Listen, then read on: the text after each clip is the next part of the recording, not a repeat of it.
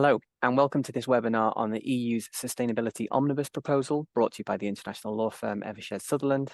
Today, we've got a multi-talented panel of lawyers, most of us based in London. This includes Marta Gallos, a financial services associate who's also worked in Luxembourg and works on CSRD and the EU Taxonomy. Dominic Strider, a partner who advises clients on compliance and internal investigations, as well as on ESG and human rights issues, notably helping businesses with the German Supply Chain Act. He joins us from Frankfurt. And Craig Rogers, a commercial partner specializing in outsourcing and sustainability in supply chains. I'm Phil Spyropoulos. Now, the EU launched the European Green Deal in December 2019 with the bold ambition of striving to be the first climate neutral continent with no net emissions of greenhouse gases by 2050, economic growth decoupled from resource use, and no person and no place left behind. It is, or maybe was, an ambitious agenda for change, and it ushered in significant volumes of regulation, which included CSRD, the Directive on Corporate Sustainability Reporting, CS3D, the Directive on Sustainability Due Diligence, the EU Taxonomy, a classification system for economic activity, and CBAM, carbon border tariffs, each of which is intended to be supported by public and private investment programs like Invest EU. These are laws that were, it is safe to say, not all universally popular when they were first agreed. So getting them enacted was a struggle, including hard fought for political compromises. And what's perhaps striking now is how young some of these laws are. It's perhaps a sign of the times that the Commission would be embracing amending laws that aren't even in force yet, at the same time as pursuing infringement proceedings against member states that have not yet enacted them. But in November last year, we first started to hear about a proposal for an omnibus package on sustainability. Now here, omnibus has its legislative meaning. So we're talking about laws that amend other laws, not laws that consolidate other laws. And all of the regimes I mentioned earlier are in the frame: CSRD, CS3D, Taxonomy, CBAM, Invest EU. And this is just one in a series of omnibus packages. There are going to be others covering paper requirements for SMEs, cybersecurity, agricultural policy at a minimum, but we're not covering those today. Today, we're looking at this package on investment simplification, and its driving purpose is to ease reporting and regulatory burdens on in-scope organizations and to remove small and medium-sized entities from the direct scope of sustainability rules altogether. The European Commission is seeking to focus the EU corporate sustainability regulatory framework onto the largest companies, which it says are likely to have a bigger impact on climate and the environment and are more able to absorb the costs of compliance. So we're going to explore exactly what those proposed simplification measures are in just a second. Before I do, a few things to flag. First, this session is being recorded and a link to the recording will be available afterwards to anyone who's registered, and you can share it with your colleagues. Secondly, we have just in the past few days published a briefing on the omnibus, setting out the changes and links to the primary materials and all that good stuff. So if you haven't seen that yet, we will include a link in the wrap-up email. And lastly, we do have the Q&A function enabled. I doubt we're going to have much time for answering questions live. I think we've got 30 minutes allocated. We can go over that if we need to, but obviously you may not all be able to. So we'll see what we can address as we go along. If you leave your details, we can try and follow up afterwards. Right, enough scene setting. Let's get into the detail. So I'm going to ask, please, that Marta pulls out the headline proposals for CSRD, CS3D, and the taxonomy. And I know here that Marta has some visual aids we're going to have on the screen in a second. These are going to be shared. You don't need to take screenshots. Okay, over to you, Marta. Thank you very much, Phil. If we could just move to the scope slide, please. Just one more. Thank you. So now it seems that I have really impossible task of discussing the CSRD and CS3D amendments in just a few short minutes. To keep it brief, I wanted to start with the most significant changes, and to do that, it's impossible not to start with the scope. The Omnibus proposes significant changes to the scope of CSRD. So currently, to be in scope of CSRD, large undertakings or parents of the large groups need to meet 2 out of the 3 criteria: balance sheet of 25 million euro or more, net turnover of 50 million euro or more, an average number of the employees during the financial year of 250 or more people. Under the proposal, those entities would need to have over 1,000 employees and either balance sheet over 25 million euro or net turnover higher than 50 million euro. The threshold is also raised for third country undertakings. At the moment, for such entities to be in scope of CSRD, they need to have a net turnover in the EU over 150 million and an EU subsidiary that is a large undertakings, or if there's no such subsidiary, an EU branch with a net turnover higher than 40 million. The Commission proposes to change that, so the net turnover has to be over 450 million in the EU and over 50 million euro for branches. While we are looking at the scope, it is worth keeping in mind that there are no changes to the scope of CS3D that are currently being proposed. Then quickly moving on, can we turn to the next slide, please? There are also certain changes to the timelines. So for CS3D, the transition period will be postponed by 1 year until 26 July 2027. In terms of applications, staying with the CS3D, the largest entities that were originally obliged to report by 26 July 2027 would gain an additional year. Under CSRD, there are no changes for the entities that are currently reporting in 2025 for the financial year 2024, and also no changes for the entities reporting in 2029 for the financial year 2028. However, the largest group reporting under CSRD, which are large undertakings and parent of the large groups that are required to report in 2026, would gain additional 2 years and would be able to report for the first time in 2028. If we can turn to the next slide, please. So looking at the other specific amendments, most of them are listed on this slide. I won't go through all of them, but just to mention key amendments. On CSRD, most notable changes are around taxonomy reporting, which now would broadly be mandatory for the largest companies with over 1,000 employees and a net turnover higher than 450 million. The Commission also intends to change reporting templates, which according to their estimate would reduce the reporting requirements over 70%. It is also important to note that despite the rumors, the materiality assessment is not changing, and the firms will be required to assess both impact and the financial aspects to their activities. However, the Commission did announce that they will be changing the European sustainability reporting standards to reduce the data points. The Commission also proposes to drop sector-specific standards that were supposed to be published in 2026. Moving on to CS3D, the Commission reduced the scope of obligation on the companies to look through the value chains to the situation when the company has plausible information suggesting the adverse impact, have arisen or may arise. In addition to that, the transition plan, it is still required to be adopted, and there is no really change here. However, the Commission proposes to change the obligation to put into effect the transition plan with the requirement to include implementing actions in the transition plan, which bring the obligation closer to what we already know from CS3D.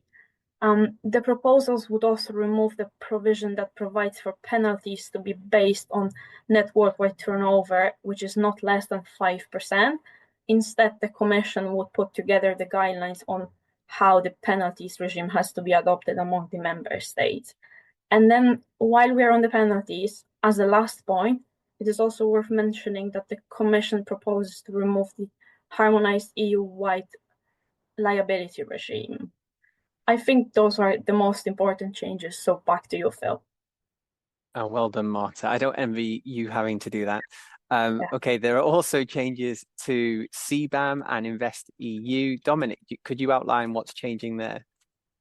Yeah, sure. So the EU Carbon Border Adjustment Mechanism is the EU's tool to put a price on carbon emitted during the production of carbon-intensive goods that are entering the EU. So here the proposed changes include the most important, certainly the reduction in application, meaning CBAM will no longer apply to small importers, i.e. Small and medium enterprises and private individuals when importing less than 50 tons of CBAM goods per year, approximately 80 tons of CO2 equivalents. That would effectively eliminate obligations for a high number of importers while still covering, according to the Commission, over 99% of the emissions that are in scope.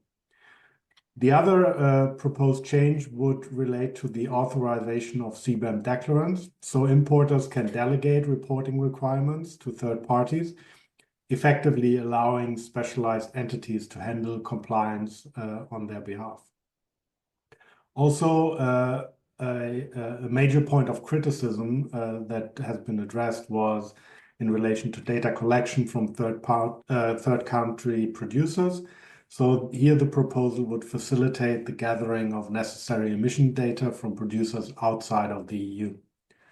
And in relation to the claims for carbon prices paid in third countries, here the authorized CBAM declarants would have mechanisms to account for such carbon prices already paid in third countries.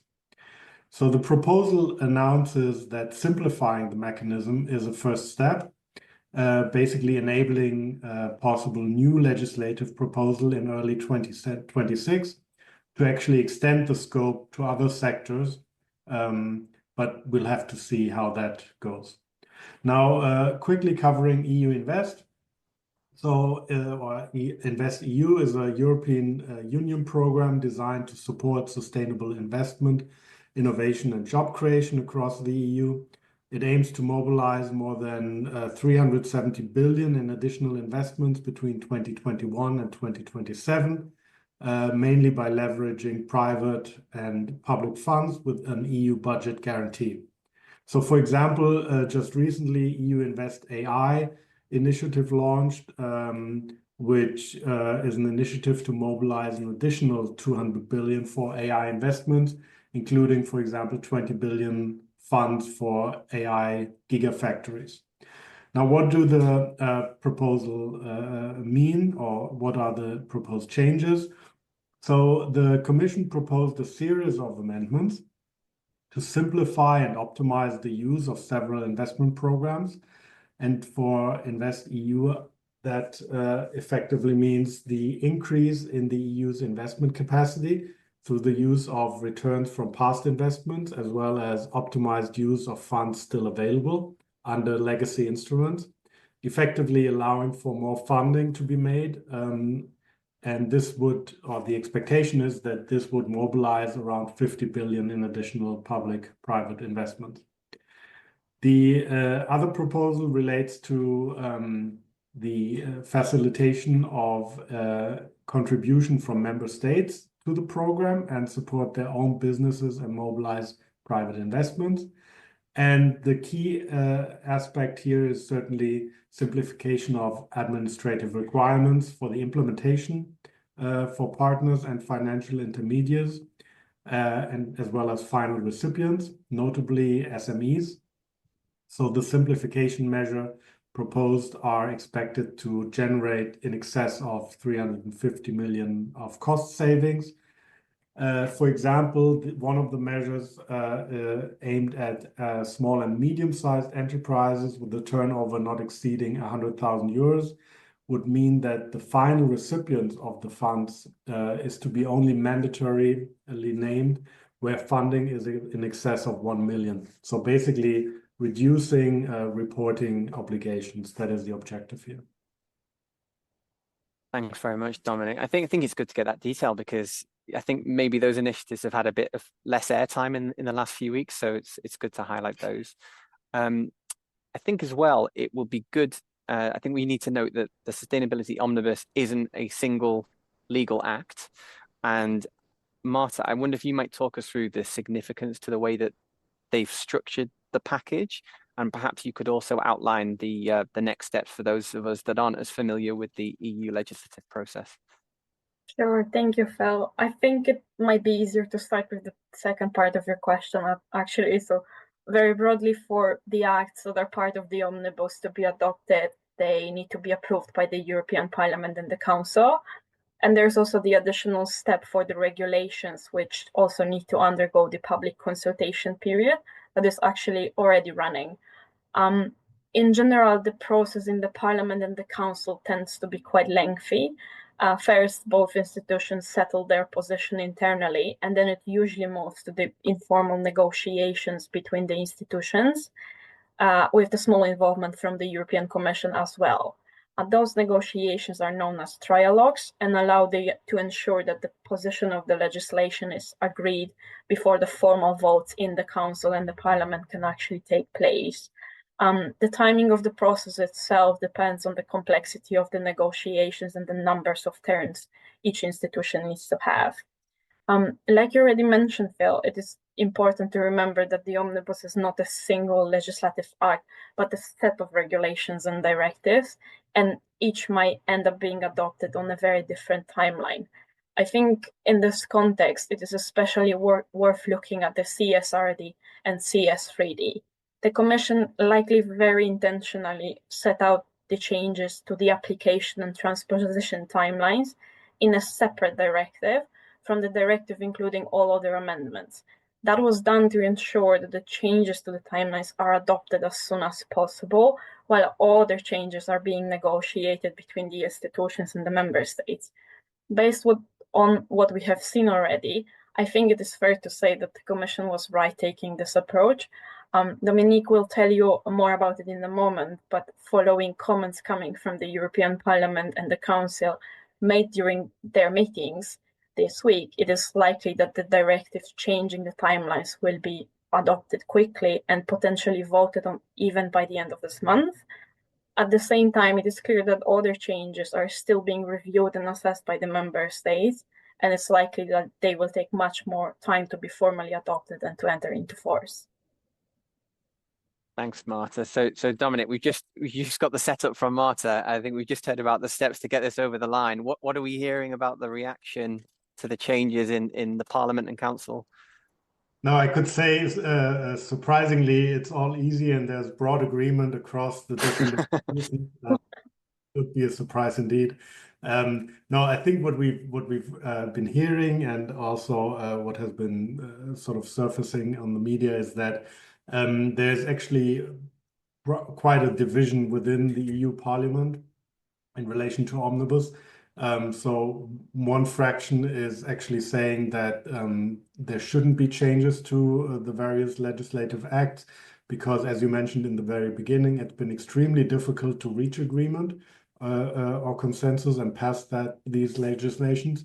And there's a concern that if it's opened up now, there won't be a possibility to agree or find agreement on the various acts. On the other hand, there are strong voices that actually say that the proposed easements and alignments do not go far enough. Interestingly, if we look at the Council, for example, there seems to be a lot more consensus. So just this week, actually, the EU finance ministers met at their ECOFIN meeting, and they broadly welcomed the proposal. It still seems that some member states are pushing for even further changes. Maybe summarizing the current status. So the Polish presidency of the Council treats the Omnibus certainly as a priority. As there's a clear push from the Parliament for an urgent procedure, as Marta alluded to, on the stop the clock proposal. And we may also see a vote there pretty soon in the Council. Hence, the proposal could finally be adopted, as Marta said, before the summer, actually allowing countries to transpose into national law before the end of the year. But that remains to be seen. That being said, in the Council, there's also a push for further changes. For example, France just suggested a move to move the threshold for CSDDD to 5,000 employees, which would actually align with the country's own due diligence law. The Netherlands would like to extend the delay proposal to the first wave of reporters under CSRD. And Czechia, for example, thinks that the Commission needs to aim for more than just 25% of burden reduction. Now, I think one theme that is clearly coming through from various political fields is that ministers emphasize the need to keep a level playing field between the member states. And Phil, you alluded to that. So many countries have transposed, where the others still haven't transposed. So leveling the playing field is an important theme that I think we'll see going forward in the discussion. It's certainly been quite colourful as a spectator to see all of this happening. Right, Craig has been waiting patiently. So we've heard from Dominic about the differing approaches, the differing EU perspectives on this. Clearly, it's not happening in a vacuum. I wonder if you might like to comment on the broader context. That's right, Phil, and I think Marta and Dominic are very, explain in great detail what we're seeing within the Omnibus legislation and how that's going to wash through. I mean, clearly, when we look at this from the perspective of most of our clients who are very international in nature, operate across borders, have to try and somehow rationalize this very complex web of international law and regulation. And I think what we're certainly seeing at the moment, as you know, in the US, with a huge amount of focus and tension on trade and tariffs, and at the same time, the US view that some of the environmental and sustainability and diversity laws are hampering growth. And obviously, there's a huge push now since the Trump administration came in on 20th of January to try and do as much as they can to support the US economy and to deliver upon those promises made to the electorate. And so there are broadly 5 things, and this won't, by the way, be anything political, just to preface that, but 5 sort of really big things that the Trump administration have done so far since they came to office. So through the executive orders, firstly, withdrew from the Paris Accord and Paris Agreement, as a state, and obviously that sends as one of the largest or the largest trading nation in the world, a clear statement to the rest of the world in terms of focus on growth and competitiveness versus sustainability initiatives. They've ended the Green Deal, which has a series of initiatives around, net zero, job creation, renewable sector, and so on and so forth. So that one's been essentially shelved. There's a real focus now on sort of energy security for the US, and you'll probably remember in the inauguration speech, Donald Trump saying drill, baby, drill. So drawing back from the renewable initiatives and really putting forward the US primacy and focus on fossil fuels again, at the expense of some of these initiatives around sustainability that we've seen. There's been a focus on, again, sustainable or having a sort of security and sources around timber and logging. So to the extent relaxing rules for logging in national forests, and obviously very, very well publicized, ending a number of initiatives around DE&I programs across the US, particularly within the public sector there. At the same time, there's been this focus, particularly upon or within the sort of Republican members of the Senate and the House, that the EU initiatives are hampering or would hamper the ability for US companies to operate within Europe. They're seen as being a sort of a stealth, non-economic trade barrier as well. So that's not gone down very well. There's been discussions, as people are probably aware, around the extent to which that could, would not be enforceable. Now, how does this then wash through for large companies, particularly for American headquartered companies, when you're trying to rationalize and marry this shifting direction in the US with the European approach? That we've heard from Marta and Dominic around the attempt to simplify, push some thresholds up, delay some of the thresholds, recognizing at the same time that a lot of our clients, and we're seeing this firsthand, are already on the process of implementing sustainability provisions across their organizations. Large, complex organizations takes a long time to implement. So we have this slight challenge now in terms of how people manage across their organizations this ongoing process in terms of managing their compliance with European regulations. By the way, it's not just Europe. We've got Canada and Australia and other places obviously have rules around sustainability reporting, diversity, anti-slavery, anti-bribery and corruption, and so forth. So there's a whole series of rules that flow in. So how do you then marry that with, if you're a US headquartered company? And I think it is complex. Certainly we're not going to capture it today, but just to flag, there's an ongoing discussion, and obviously for boards of companies to engage with their advisors and with their stakeholders and with their supply chain partners and their customers and other stakeholders in terms of implementing something which will work for a number of years, because clearly these programs take a number of years to wash through. And the final thing, and I'll hand back to you, Phil, is we've got sort of direct application of these rules, which is important. So if you're operating within the European Union and these rules are directly applicable to US subsidiaries and branches, at the same time there's an indirect application, and I think you hinted on this earlier. So if you're in the supply chain of another entity, those rules are then being washed down through contracts. So just to say, there's obviously an ongoing process that will be interesting to see over the coming months as to how this washes through on the political agenda. Thanks, Craig. I mean, I think as well, I mean, what's been interesting to see is obviously as there has been a certain politicization of sustainability as a topic, we've seen an increased awareness of the EU pieces we've talked about today in discourse in the US. And I think, you know, before we spoke before this meeting about how there've been public statements made in you know, about CS3D in particular, and there's potentially some proposed legislation that might actually, I'll ask Dominic to explain it, because he was following it more closely than I was, but I think we've seen some proposals that might put pressure on US businesses. Yes, exactly. I think the recent discussion that has been surfacing is actually creating blocking statutes for ESG legislation on the argument that they are extraterritorial in nature. We've seen that in other areas, for example, in sanctions and trade spheres, but it would certainly be a new development in relation to ESG legislation, and as Greg alluded to, making it extremely complex for companies, international companies, to navigate. Thanks, Dominic. Okay, we've maybe got 1 minute for a question, so I'm going to pick one out. So what impact do we expect the changes to audit requirements will have? I don't mind kicking off on that one. I mean, I think it was on one of the slides that Marta showed earlier on for CSRD. This is that we're not going to pursue the intention to go to a reasonable assurance standard. So it will still be limited assurance. But I think probably the more important change there is that there's going to be some guidance about what is expected from assurance providers.